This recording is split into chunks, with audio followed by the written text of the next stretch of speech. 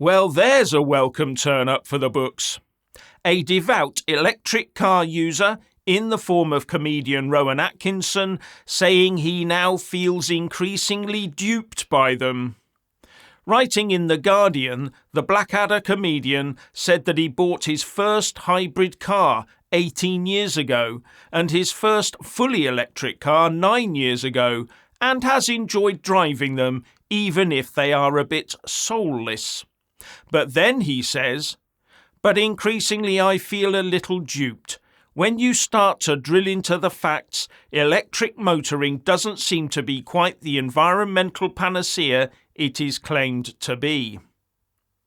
And he goes on to mention all the things that the rest of us, who are critical of this electric vehicle push, have been saying for years.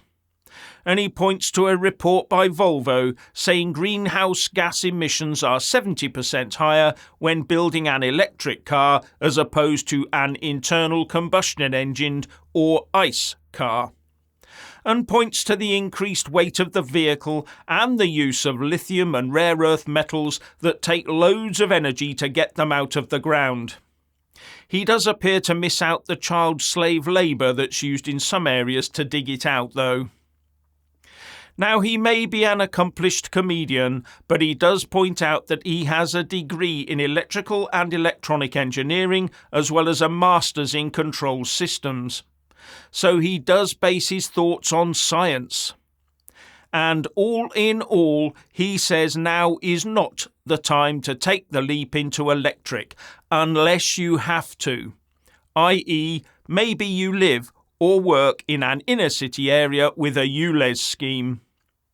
Atkinson does say that electric cars will have their day, but not just yet, and points out that there are other interesting powertrains like hydrogen coming through.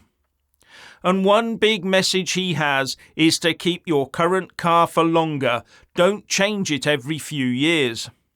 In fact, that has been the message from classic car lovers for decades.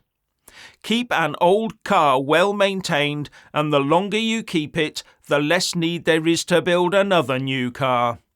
And the emissions saved by not building a new car far outweigh those churned out by keeping the old jalopy running. But as we're destined to have a hardened net zero acolyte in number 10 next year, it's going to be net zero energy for all. Well, except for those at the top, that is.